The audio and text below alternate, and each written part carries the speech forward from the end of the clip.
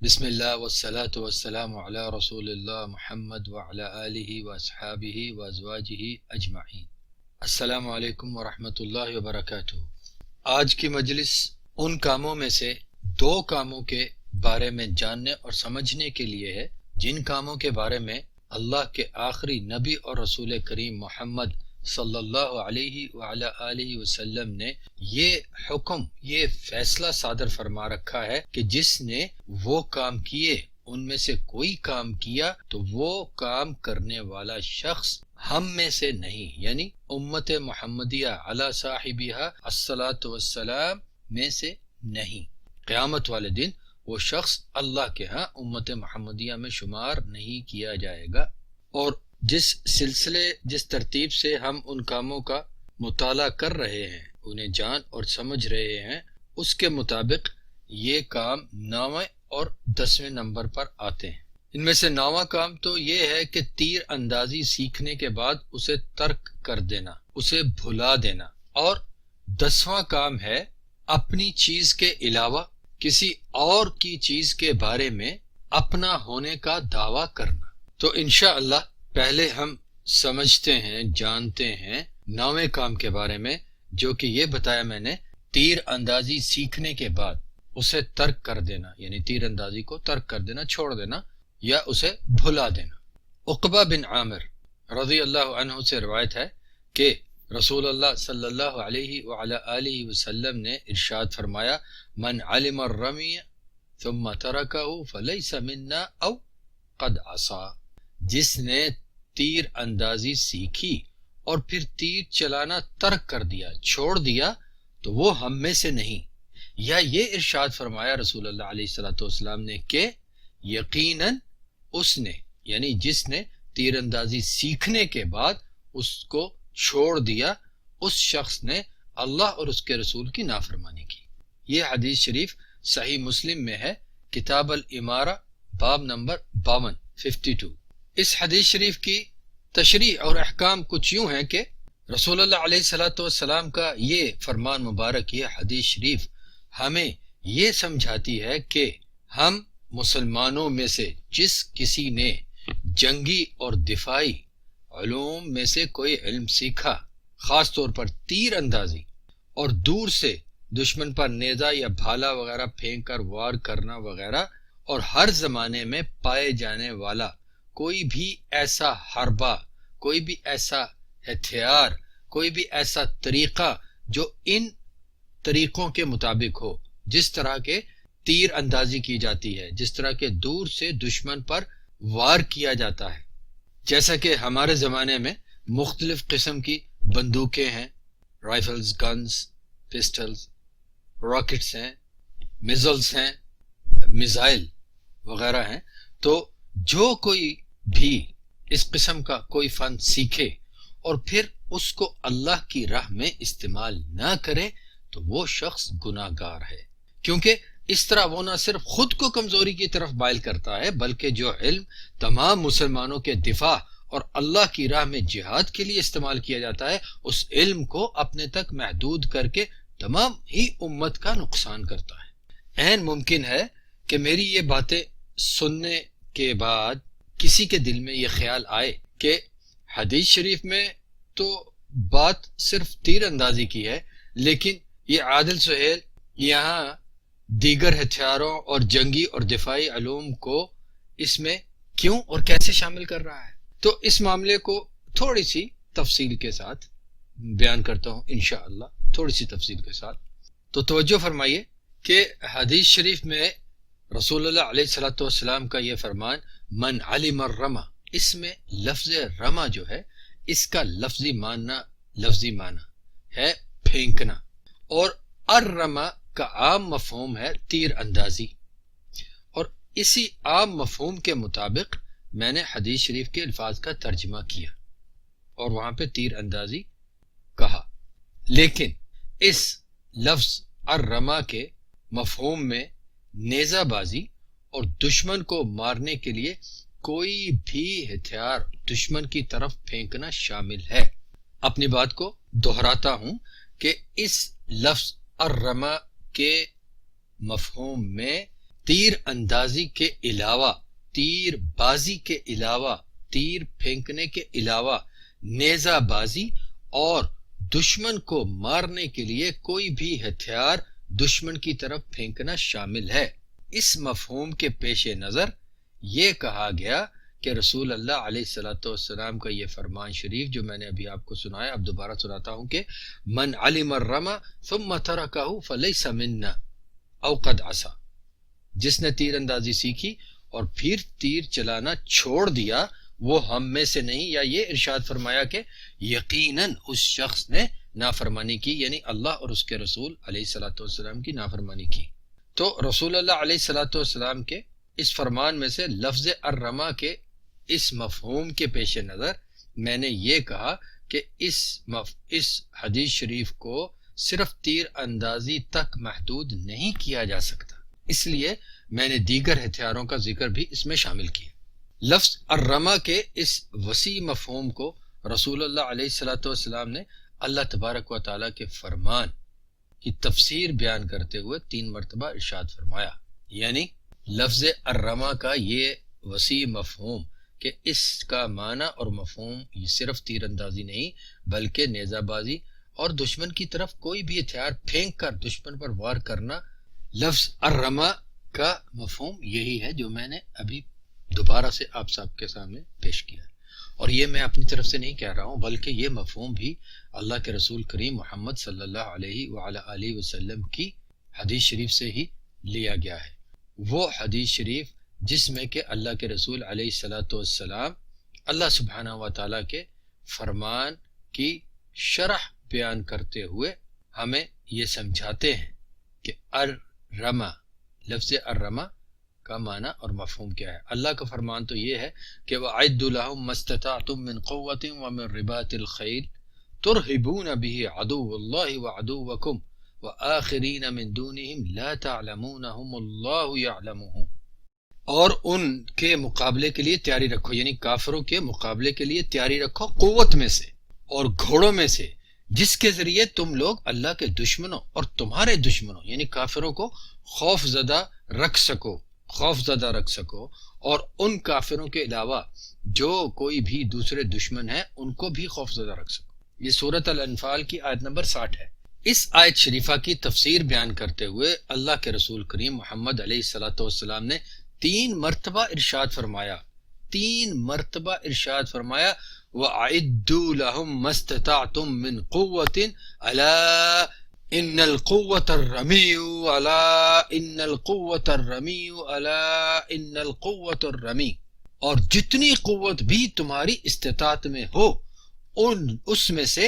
ان کافروں کے مقابلے کے لیے تیاری رکھو اور سمجھ رکھو بے شک قوت پھینکنا ہے، بے شک قوت پھینکنا ہے، بے شک قوت پھینکنا ہے۔ صحیح مسلم کتاب الامارہ باب 52 کی پہلی حدیث۔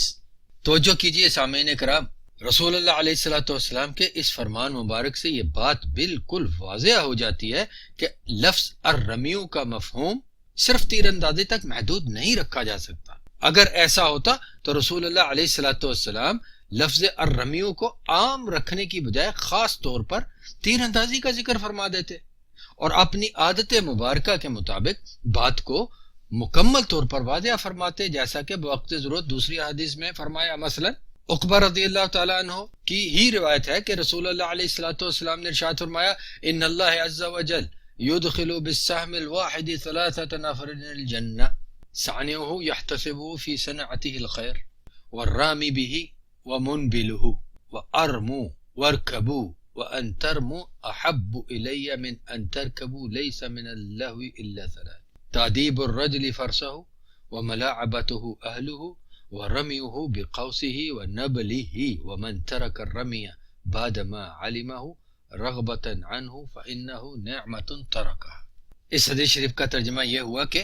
بے شک اللہ تعالیٰ ایک تیر کے ذریعے 3 آدمیوں کو جنت میں داخل کرے گا۔ پہلا تو وہ کہ جس نے نیک نیتی سے اجر و ثواب حاصل کرنے کے لیے تیر بنایا ہو، اور 2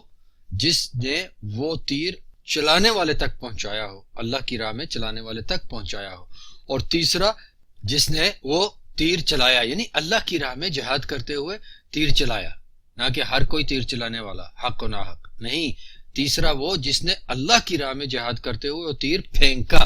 اور تم لوگ تیر اندازی کیا کرو اور گھڑ سواری کیا کرو، مجھے یہ زیادہ پسند ہے کہ تم لوگ گھڑ سواری کرنے کی بجائے تیر اندازی کیا کرو۔ اور کھیل کود میں سے سوائے 3 کاموں کے کوئی کام بھی جائز نہیں۔ توجہ کیجئے میرے محترم سامعین، بھائیوں بہنوں، اللہ کے رسول علیہ الصلوۃ والسلام کے اس فرمان پہ بھی کہ کھیل کود میں سے سوائے 3 کاموں کے کوئی کام بھی جائز نہیں۔ پہلا تو یہ کہ اپنے گھوڑے کو تربیت دی جائے، اور دوسرا اپنی بیوی کے ساتھ کھیل کرنا، پیار محبت کے ساتھ اس کے ساتھ کھیل کرنا، اس کی دل جمعی کے لیے، اس کی عزت و تکریم کے لیے، اور تیسرا اپنی قوم کی طرف سے تیر پھینکنا، تیر اندازی کرنا۔ اور جس نے پھینکنا سیکھا اور پھر چھوڑ دیا، اس نے اس نعمت یعنی اس انداز میں وار کرنے کے فن کی نعمت کا کفر کیا۔ یہ حدیث شریف المستدرک الحاکم میں ہے، کتاب الجہاد میں سے حدیث نمبر 9292۔ امام شمس الدین الذہبی رحمہ اللہ نے اس حدیث کو صحیح قرار دیا ہے۔ تو اس حدیث شریف میں رسول اللہ علیہ الصلوۃ والسلام نے تیر پھینکنے یا چلانے کو صرف الرمیو کہہ کر نہیں فرمایا، بلکہ مزید وضاحت کے ساتھ یہ ارشاد فرمایا کہ رمی ہی بنبلہ، یعنی آدمی کا اپنا تیر پھینکنا یا چلانا۔ واضح فرما دیا فرق عام طور پر لفظ الرمی کے مفہوم کا، اور جب اس کو قید کیا جائے گا تیر اندازی کے لیے تو اس کے ساتھ کچھ اور شامل کیا جائے گا، تبھی اس کو صرف تیر اندازی کے بارے میں ہی سمجھا جائے گا، تبھی اس سے یہ مراد دی جائے گی، یہ مفہوم لیا جائے گا کہ یہاں بات صرف تیر اندازی کی ہو رہی ہے۔ جیسے کہ یہاں فرما دیا بنوبلی ہی، یعنی آدمی کا اپنا تیر پھینکنا یا چلانا۔ سعد بن ابی وقاص رضی اللہ تعالیٰ عنہ سے روایت ہے کہ غزوہ احد والے دن رسول اللہ علیہ الصلوۃ والسلام نے ارشاد فرمایا انبلو سعدا ارمی یا سعد رم اللہ لک ارمی فداک ابی و امی، اے لوگو سعد کو تیر دو، اور اے سعد پھینکو، اللہ تمہارے لیے یہ تیر پھینکو اے سعد، میرے ماں باپ تم پر قربان ہو۔ مستدرک الحاکم کی حدیث، یہ بھی کتاب الجہاد کے میں سے ہے، اور امام ذہبی رحمہ اللہ نے اسے بھی صحیح قرار دیا ہے۔ اور اس واقعے کے جس واقعے میں نبی کریم علیہ الصلوۃ والسلام نے سعد بن ابی وقاص رضی اللہ تعالیٰ عنہ کے لیے یہ عظیم جملے ارشاد فرمائے کہ تم پر میرے ماں باپ فدا ہوں سعد، ایسی عظیم رتبہ، ایسی عظیم شان عطا فرمائی سعد رضی اللہ تعالیٰ عنہ کو۔ اس واقعہ کی دیگر روایات بھی دیگر کتابوں میں ہیں، جن میں صحیح البخاری کتاب المغازی کے باب 18 میں ہے، صحیح مسلم کتاب فضائل الصحابہ باب 5، مسند احمد میں سے مسند علی بن ابی طالب میں سے حدیث نمبر 148 اور صحیح ابن حبان کی کتاب التاریخ۔ رسول اللہ علیہ الصلوۃ والسلام کی طرف سے محبت اور کرم نوازی کا یہ انداز کہ اپنے والدین قربان کرنے تک کا فرما دینا۔ سعد بن ابی وقاص رضی اللہ تعالیٰ عنہ کے علاوہ بھی 1-2 صحابہ رضی اللہ عنہم کے بارے میں مروی ہے کہ اللہ کے رسول علیہ الصلوۃ والسلام ان پر اس قدر خوش اور راضی ہوئے کہ ان کو یہاں تک فرما دیا کہ تم پر میرے ماں باپ قربان۔ اگر کوئی صاحب، کوئی بھائی بہن اس کے بارے میں تفصیل جاننا چاہیں تو وہ امام النووی کی شرح صحیح مسلم میں سے کتاب فضائل الصحابہ میں سے باب نمبر 5 کا مطالعہ کریں، ان کو وہاں یہ تفصیلات مل جائیں گی۔ تو یہاں تک یہ معاملہ واضح ہو گیا کہ الرمیوں سے مراد صرف اور صرف تیر اندازی نہیں، بلکہ دشمن پر وار کرنے کا ہر وہ انداز اس میں شامل ہوتا ہے جس میں کہ کوئی ہتھیار دشمن کی طرف پھینکا جاتا ہے۔ تو جس کسی نے کوئی ایسا انداز جنگ سیکھا، دشمن پر وار کرنے کا کوئی ایسا انداز سیکھا اور پھر اس کو چھوڑ دیا، اس کو استعمال نہیں کیا اللہ کی راہ میں جہاد کرتے ہوئے، اللہ کے دین کی حفاظت کی خاطر، مسلمانوں کی جان مال وطن کی حفاظت کی کرتے ہوئے، اس کو سیکھنے کے بعد دوبارہ سے استعمال نہیں کیا، تو ایسا کرنے والا شخص ہم میں سے نہیں۔ اب ہم آتے ہیں 10ویں کام کی طرف، اور وہ 10واں کام ہے اپنی چیز کے علاوہ کسی اور کی چیز کے بارے میں اپنا ہونے کا دعویٰ کرنا۔ ابی ذر الغفاری رضی اللہ عنہ سے روایت ہے کہ رسول اللہ علیہ الصلوۃ والسلام نے ارشاد فرمایا، لیس من رجل ادعى غیر ابیہ وهو يعلمه الا کفر ومن ادعى ما ليس له فليس منا وليتبوأ مقعده من النار ومن دعا رجلا بالكفر وقال عدو اللہ وليس كذلك الا حار علیہ۔ جو کوئی بھی جانتے بوجھتے ہوئے خود کو اپنے باپ کے علاوہ کسی اور کی اولاد ظاہر کرتا ہے وہ کفر کرتا ہے، اور جو کوئی بھی اپنی چیز کے علاوہ کسی اور کی چیز کے بارے میں اپنا ہونے کا دعویٰ کرتا ہے وہ ہم میں سے نہیں، اور ایسا کرنے والا اپنا ٹھکانہ جہنم میں بناتا ہے۔ اور جس کسی نے بھی کسی دوسرے مسلمان کو کافر کہا یا کہا اے اللہ کے دشمن، اور حقیقت میں وہ شخص ایسا نہیں جسے یہ کہا جا رہا ہے، تو ناحق بات خود اس کہنے والے پر ہی آ پڑتی ہے۔ صحیح مسلم کی کتاب الایمان میں سے باب نمبر 27 میں یہ حدیث شریف ہے، اور مسند احمد میں بھی ہے، اور امام بخاری کی کتاب الادب المفرد میں بھی ہے۔ سنن ابن ماجہ میں یہ روایت ہے کہ من ادعا ما لیس له فلیس منا ولیتبوع مقعده من النار، جس نے کسی ایسی چیز کا مالک ہونے کا دعویٰ کیا جو چیز اس کی نہیں ہے تو وہ شخص ہم میں سے نہیں، اور وہ شخص اپنا ٹھکانہ جہنم میں بنا لیتا ہے، یعنی اس جھوٹے دعوے کی وجہ سے وہ شخص اپنا ٹھکانہ جہنم میں بنا لیتا ہے۔ یہ سنن ابن ماجہ میں کتاب الاحکام میں باب نمبر 6 میں حدیث شریف ہے۔ اس حدیث شریف کے ذریعے سے بھی یہ بات مزید واضح ہو گئی کہ لیسا منا ہم میں سے نہیں کا مطلب یہی ہے کہ قیامت والے دن وہ شخص امت محمدیہ میں شمار نہیں کیا جائے گا، اس کا ٹھکانہ جہنم ہی بنے گا ایسا کام کرنے کی وجہ سے۔ تو اس حدیث شریف سے ہمیں یہ پتہ چلا کہ اپنے والد کے علاوہ کسی اور کی ولدیت اختیار کرنا حرام ہے، اور اس قدر بڑا گناہ ہے کہ اسے کفر قرار دیا گیا ہے، اور کسی دوسرے کی چیز کا مالک ہونے کا دعویٰ کرنا بھی حرام ہے، اور اس قدر بڑا گناہ ہے کہ یہ گناہ کرنے والے کو مسلمانوں میں سے باہر قرار دیا گیا، اور یہ فیصلہ صادر فرما دیا گیا کہ اس کا ٹھکانہ جہنم بن جاتا ہے۔ اللہ سبحانہ و تعالی ہم سب کو وہ کچھ کہنے اور کرنے کی جرأت عطا فرمائے